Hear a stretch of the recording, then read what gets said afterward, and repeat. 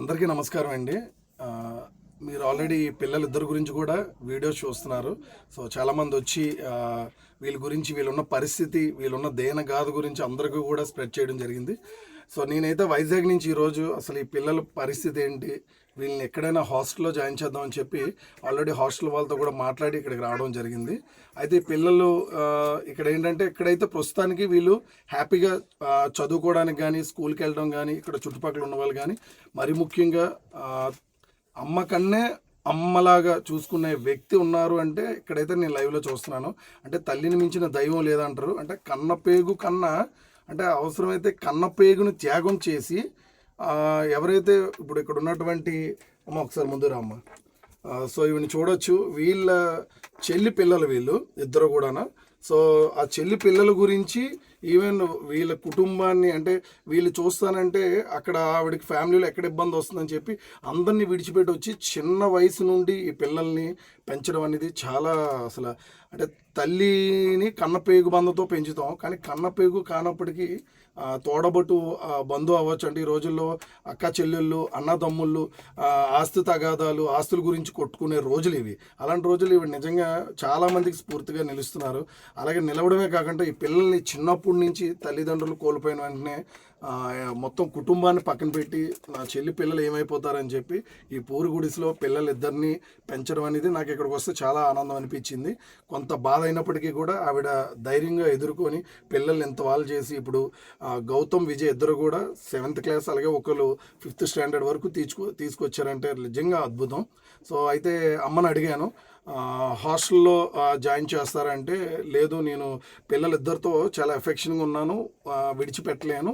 So వాళ్ళకి ఇక్కడ ఏదైతే గూడు ఉందో, ఇప్పుడు చాలామంది ఎవరు తోచిన సాయం అందరూ కూడా. అయితే ఒకటి గుర్తు, ఈ చిన్నారులు తల్లిదండ్రులు లేరు, ఎలాగుంటున్నారు, వీళ్ళ పని వీళ్ళు చేసుకోనని ఒక చిన్న మానవతా దృక్పథంతో ఈరోజు ఆ వీడియో చూసి ఎంతోమంది కదిలేరు. సో ఒక్క రూపాయి కూడా వేస్ట్ అవ్వకూడదు, ఆ ఒక్క ఆకాంక్షతోనే ఈ వీడియో నేను పెడుతున్నాను. సో వీళ్ళకైతే ఎటువంటి, ప్రస్తుతానికి వీళ్ళంతా కూడా హ్యాపీగా ఉన్నారు. వీళ్ళకి కావాల్సింది ఆ గూడు గురించే వీళ్ళు కష్టపడుతున్నారు. ఎందుకంటే చిన్నపిల్లలిద్దరినీ కూడా తల్లి వల్ల చూసుకుంటున్నటువంటి పెద్దమ్మ ఉంది ఇక్కడ. సో ఈ ఇంటికి తక్షణమే మరి ముఖ్యంగా ప్రభుత్వాన్ని రిక్వెస్ట్ చేస్తున్నాను, ఈ వీడియో డిప్యూటీ సీఎం వరకు వెళ్తే ఆయన కూడా స్పందిస్తారని మనస్ఫూర్తిగా కోరుకుంటున్నాను. ఎందుకంటే ఇల్లు కానీ తయారైతే ఇక్కడ ఉన్న ప్రజాప్రతినిధులకు కూడా రిక్వెస్ట్ చేస్తున్నాను, ఎవరైతే స్థానిక ఎమ్మెల్యే కానీ, ఇక్కడ ఉన్నటువంటి మండల అధ్యక్షులు కానీ ముందుకు వచ్చి వీళ్ళకి చిన్న స్థావరం ఈ ఉన్న ప్లేస్లోనే పెడితే కనుక వీళ్ళు సురక్షితంగా ముందుకు సాగుతూ మంచి జీవితంలో విజయాలు అయితే సాధిస్తారు. ఏనా ఇద్దరు బాగా చదువుకుంటారా? మీరు చేయవలసినంతా ఒకటే, బాగా చదువుకోవాలి, ఓకేనా? అయితే ఈరోజు అయితే నేను వైజాగ్ యువసేవ నుంచి, వైజాగ్ తాడిచెట్లపాలెం నుంచి ఈరోజు ఇక్కడ అడ్రస్ కనుక్కోగానే ఏదైతే జెన్నివలస జామి నుండి రావాల్సి ఉంటుంది. ఇది భీమసింగ్ జంక్షన్ నుంచి జెన్నివలస అన్న విలేజ్ నాకు కూడా చాలా కొత్త, కానీ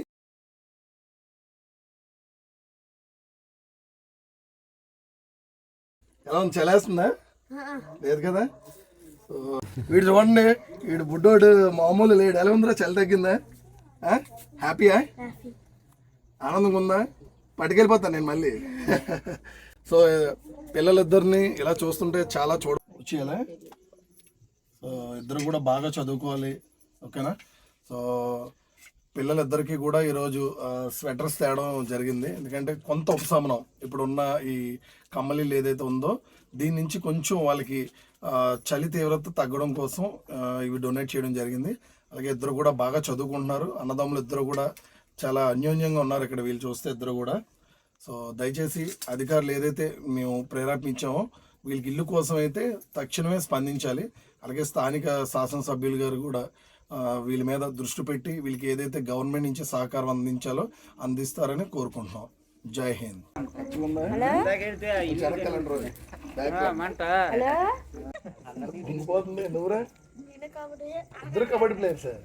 యువసేవ హరిగారు వచ్చారండి, వాళ్ళ పిల్లలు దయించి స్వెటర్లు తెచ్చారండి.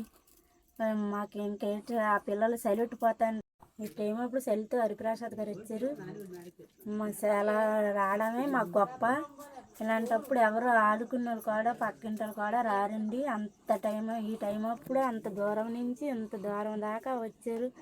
వైజాగ్ నుంచి ఇక్కడికి వచ్చారంటే చాలా ఇదండి. మా పిల్లలు దయచేసి వాళ్ళ తల్లిదండ్రులు లేదు కాబట్టి అతను బాగా ఇదయ్యారండి, వాళ్ళు ఆదుకునే వాళ్ళు అయ్యారండి. కానీ కొంత ఉపశమనంకి వీళ్ళకి మనం ఏదైనా చేయగలమంటే నాకైతే ఒకటి అనిపించింది. ప్రస్తుతానికి మంచుకు కానీ ఏదైనా వర్షం ఏదైనా వచ్చినా కారకుండా ఉండడానికి కొంత పరంజా లాంటివి తెచ్చి ఇచ్చాం. తీసుకోమ్మా, ఇది పైన ఇల్లు తెల్లవారు లేచిన తర్వాత పెద్దదే ఇది. సో ఎంతవరకు కవర్ అవుతుందో కవర్ చేయండి. అతి త్వరలోనే ఈ ఇల్లు ఒక స్వగృహం కాబోతుంది. అందరూ కూడా ఆనంద హేళతో గృహప్రవేశం చేస్తారు తప్పకుండా, భగవంతుడి దయతో. వీరికి హెల్ప్ చేస్తున్న వాళ్ళందరికీ కూడా మరోసారి థ్యాంక్ యూ. జై హింద్. మీ యువసేవ.